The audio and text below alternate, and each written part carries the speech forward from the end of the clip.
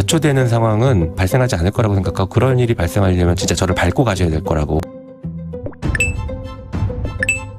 윤석열의 유죄로 국힘이 397억 원을 반환하기로 한 가운데 조중동이 민주당과 이재명 대통령을 압박하고 있습니다. 지난 1년간 언론개혁을 제대로 진행하지 못한 역풍이 부는 것 같습니다. 조선일보는 오늘자 사설에서 이번 판결이 2025년 대선 직전 이재명 당시 민주당 대선 후보의 선거법 위반 사건을 파기환송한 대법원의 유죄 취지와 거의 같다는 점에서 법적, 정치적 의미가 크다고 할 수 있다고 했습니다. 나아가 중앙일보 역시 이 판결이 야당만의 일이라고 생각하면 큰 오독이라며 윤 전 대통령 사건은 공교롭게 이 대통령의 공직선거법 위반 사건과 구조가 유사하다고 지적했습니다. 해당 부분은 사실상 공소 취소를 하지 않는다면 이 대통령 퇴임 후 민주당 역시 반환할 가능성이 있는 부분입니다. 그래서 공소 취소와 보안 수사권을 거래한 것 아니냐는 썰이 요즘 다시 나오고 있는데, 관련해 검찰개혁도 언론개혁도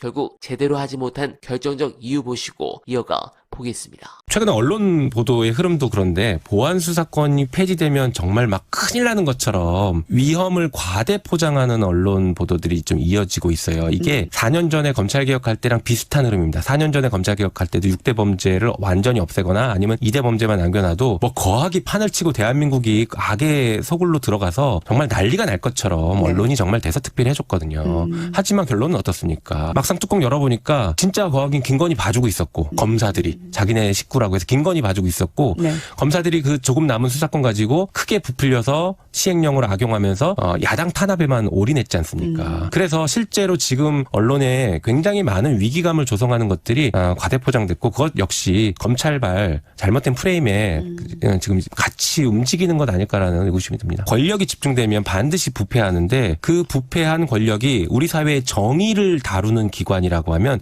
그거는 매우 심각합니다. 모든 국민들이 다 똑같이 불공정한 상태에서 생활을 해야 돼요. 그러니까 이게 바로 민생 문제랑 연결되는데, 예를 들어 제가 어떤 사업을 하다가 억울한 일을 당했어요. 그러면 경찰이나 검찰에서 이 문제를 해결하고 싶을 건데, 가서 보니 검찰이 불공정한 기관이면 검찰 정관부터 찾아갈 겁니다. 이게 민생을 해결하는 바람직한 방법일까요? 그렇지 않다고 보는 것이죠. 그리고 정부의 주요 정책에 대해서 검찰이 대대적인 수사를 하면서 정책을 가지고 타당성, 그리고 그걸 정의의 잣대를 들이대는 모습들을 보여주고 있는데, 그것이 공직사회를 얼어붙게 만들면서 진짜 민생을 위한 정책을 펴는 것들에 있어서 공직자들이 움직이지 못하게 만드는 그런 효과들을 발생합니다. 그래서 검찰개혁은 민생과 매우 밀접하고 직결된 문제라고 저는 생각합니다.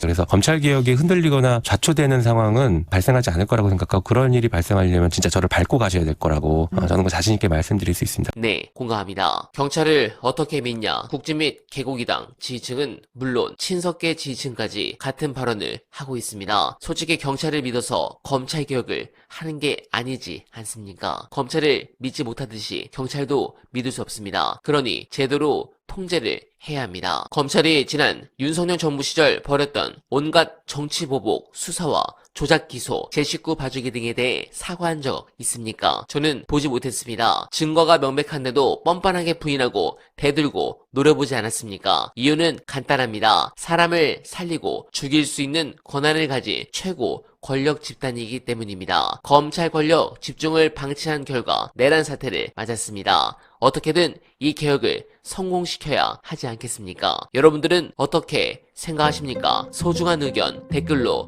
많이 부탁드리며, 어나바는 오늘도 최선을 다하겠습니다. 여러분 고맙습니다.